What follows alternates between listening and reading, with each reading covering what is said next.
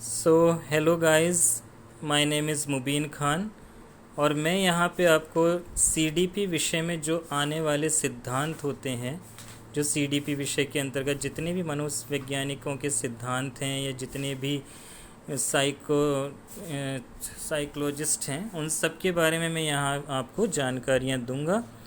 और मेरी ये क्लास जो लोग बीएड कर रहे हैं, डीएलएड कर रहे हैं, सीटेट की तैयारी कर रहे हैं, एमपीटेट की तैयारी कर रहे हैं या किसी भी अदर स्टेट्स की तैयारी कर रहे हैं या टीचिंग एग्ज़ाम की तैयारी कर रहे हैं, उनके लिए बहुत ही हेल्पफुल होने वाला है। तो इसमें हम सभी मनोवैज्ञानिकों के सिद्धांतों को और मनोवैज्ञानिकों को शामिल करने वाले हैं। आज का जो हमारा टॉपिक है वो है हमारा एरिक एरिक्सन का मनोसामाजिक सिद्धांत। तो एरिक एरिक्सन जो हैं ये एक बहुत ही महत्वपूर्ण मनोवैज्ञानिक हैं सीडीपी के अंतर्गत, जिनके सिद्धांतों को हम पढ़ाते हैं और जो एग्ज़ाम में आते भी हैं, एग्ज़ाम के पॉइंट ऑफ व्यू से भी बहुत इम्पोर्टेंट है ये।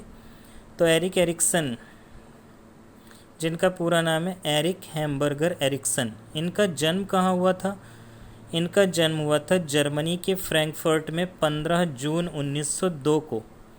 ये अपने मनोसामाजिक विकास सिद्धांत के लिए जाने जाते हैं। ये एक यहूदी परिवार में पैदा हुए थे। इनकी मृत्यु 12 मई 1994 में हुई थी। इस सिद्धांत के अनुसार मानव जीवन को 8 चरणों में विभाजित किया गया है, जो शैशवावस्था से लेकर वृद्धावस्था तक होता है, यानी फुल लाइफ स्पान, जन्म से लेकर मृत्यु तक के इन्होंने 8 चरणों में मानव जीवन को विभाजित किया है, जिसमें इन्होंने ये बताया है कि हर चरण में मनुष्य को किसी न किसी समस्या का सामना करना पड़ता है। अगर वो समस्या से जीत गया तो वो एक अच्छा इंसान बन जाएगा, अगर उस समस्या में फंस गया तो फिर उसके लिए बहुत ही मेंटली प्रॉब्लम्स हो सकती हैं। तो इस तरह से इन्होंने हमारे पूरे जीवन चरण को 8 चरणों में बांट दिया है, हमारी पूरी लाइफ स्पान को। एरिक्सन का मानना है कि विकास जीवन भर जारी रहता है, ना कि केवल बचपन में। तो इन्होंने ये जो 8 चरण बताए हैं, इसमें से सबसे पहला चरण होता है विश्वास बनाम अविश्वास। मैं आपको क्लोज करके थोड़ा दिखा देता हूँ। ये गाइस मेरे खुद के बनाए हुए नोट्स हैं, जो मैंने खुद के एग्ज़ाम की तैयारियों के लिए बनाए हैं। और मेरा सीटेट क्वालिफाई है, मेरा एमपीटेट क्वालिफाई है। तो ये मेरे खुद के नोट्स हैं दोस्तों। तो ये एरिक एरिक्सन का ये पूरा आपको मैंने जीवन परिचय उनका थोड़ा सा बता ही दिया है इन शॉर्ट, और उनके सिद्धांत को भी बता दिया है कि उनका सिद्धांत क्या है। इसके बाद हम उनके 8 चरणों को देखते हैं। तो सबसे पहला चरण हमें बताया गया है विश्वास बनाम अविश्वास, ट्रस्ट वर्सेस मिसट्रस्ट।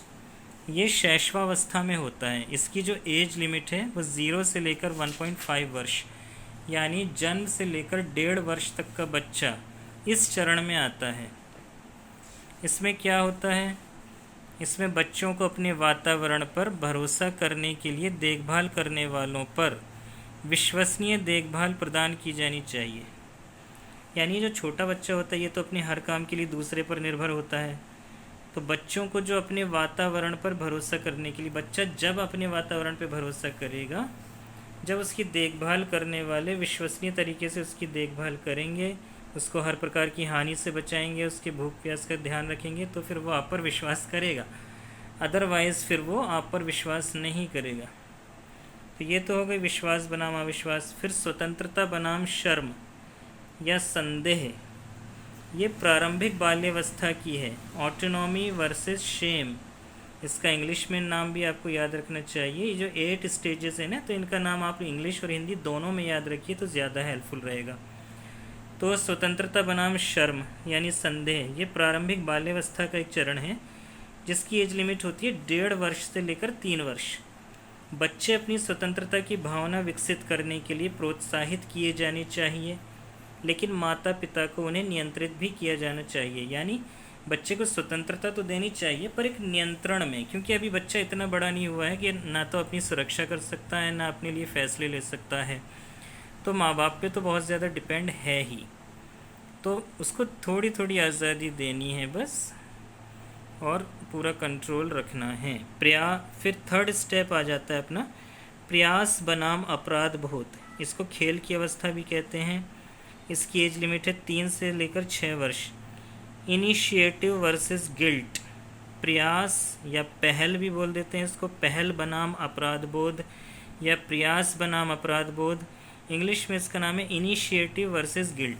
देखिए दोस्तों, एक बात है, हिंदी में हमें किसी भी चीज़ की, किसी भी सिद्धांत के कई कई नाम मिल जाते हैं जो हमें कंफ्यूज भी करते हैं, लेकिन इंग्लिश में एक अच्छी बात है कि एक सिद्धांत का एक ही नाम होता है, तो इससे कन्फ्यूज़न की चांसेस बहुत कम हो जाते हैं। तो इसलिए गाइस मैं कहता हूँ कि इंग्लिश नाम पे ज़रूर फोकस किया करो आप लोग। तो इसमें क्या होता है, पहल बनाम अपराध बोध में बच्चों को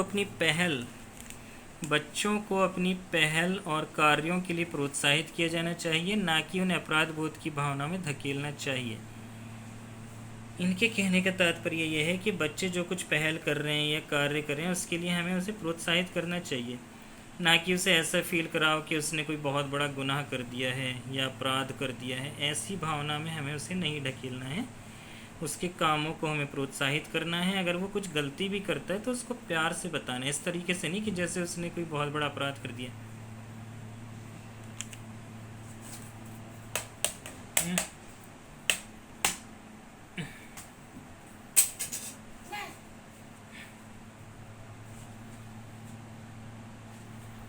उद्योग बनाम निम्नता, ये हमारी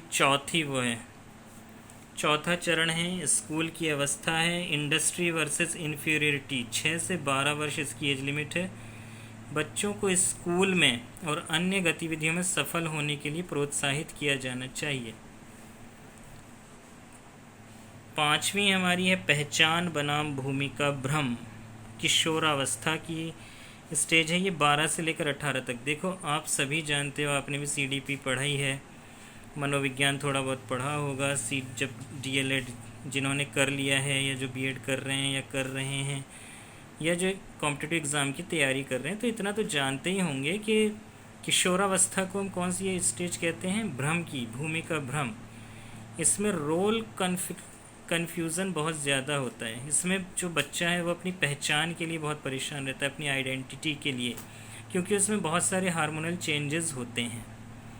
तो किशोरों को अपनी पहचान और मूल्यों को खोजने के लिए प्रोत्साहित किया जाना चाहिए, ना कि उन्हें मतलब और ज़्यादा भ्रम में ढकेलो।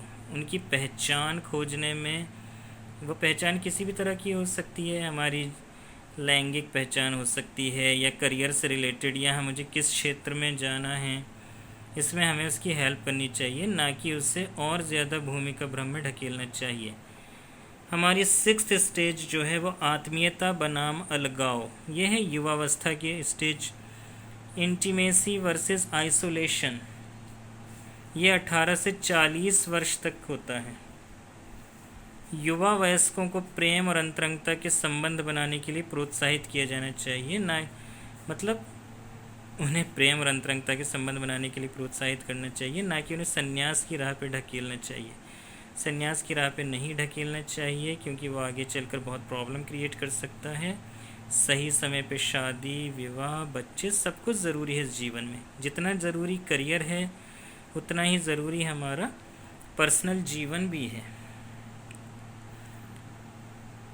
फिर हमारी 7th स्टेज आ जाती है उत्पादकता बनाम स्थिरता, जो मध्य वयस्क काल कहलाता है, यानी 40 से लेकर 65 वर्ष। जेनरेटिविटी वर्सेस स्टेग्नेशन, वयस्कों को अपने करियर और परिवार में योगदान करने के लिए प्रोत्साहित किया जाना चाहिए। यानी जो एक वयस्क है, मान लो 40 से 65 तक तो कोई रिटायर नहीं होता है, तो उसको अपने करियर में भी योगदान देना है, अपने परिवार में भी योगदान देना है, दोनों जगह ध्यान देना है। अब 8वां आ जाता है अखंडता बनाम निराशा, ईगो इंटीग्रिटी वर्सेस डिस्पेयर। ये 65 साल से अधिक की आयु और जब तक मृत्यु नहीं हो जाती, व्यक्ति इसी चरण का माना जाता है। वृद्धों को अपने जीवन को प्रतिबिंबित करने और अपनी उपलब्धियों के बारे में संतुष्ट होने के लिए प्रोत्साहित किया जाना चाहिए। यानी जब आदमी 65 साल से ऊपर का हो जाता है ना, तब वो अपनी पिछली ज़िंदगी पर नज़र डाल के देखता है कि वो कितना कामयाब हुआ, कितना नाकामयाब हुआ, उसने क्या पाया, क्या खोया, क्या अचीवमेंट्स किए।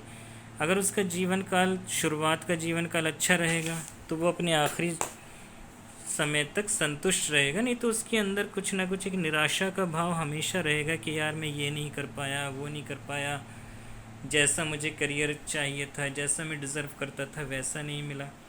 तो फिर आदमी निराशा के साथ ही इस जीवन को अलविदा कह जाता है। ये एक बहुत ही दुखद है जो एरिक एरिक्सन ने हमारे इन चरणों के माध्यम से पूरे व्यक्ति का एक पूरे जीवन काल का जो खाका खींचा है, इसमें बहुत सारी अच्छी बातें हैं।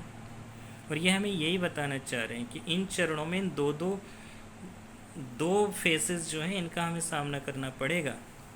तो हमेशा वो वाला फेस चुनो जिससे हमारा आगे का जीवन, मृत्यु पर्यंत तक का जीवन सफल हो जाए। जैसे हमें क्या चुनना है, विश्वास बनाम अविश्वास में विश्वास चुनना है। स्वतंत्रता बनाम शर्म में हमें स्वतंत्रता को प्रायोरिटी देनी है, ना कि शर्म या संदेह को। हमेशा हमें अपने बच्चों पर संदेह नहीं करते रहना है। उनके किसी भी डिसीज़न पे, उनके टैलेंट पे अगर आप संदेह करोगे तो बच्चा तो फिर बेकार हो जाएगा। इसी तरह से प्रयास करने को बढ़ावा देना है, ना कि उसको अपराध बोध की भावना में ढकेलना है। यानी बच्चा अगर कुछ प्रयास कर रहा है, कुछ अपने प्रयत्न से कुछ नया करके आपको दिखा रहा है, तो उसको प्रोत्साहित करना चाहिए, ना कि उसको ऐसे बोलना चाहिए कि छी ये बहुत गलत कर दिया, गंदा कर दिया, ख़राब कर दिया।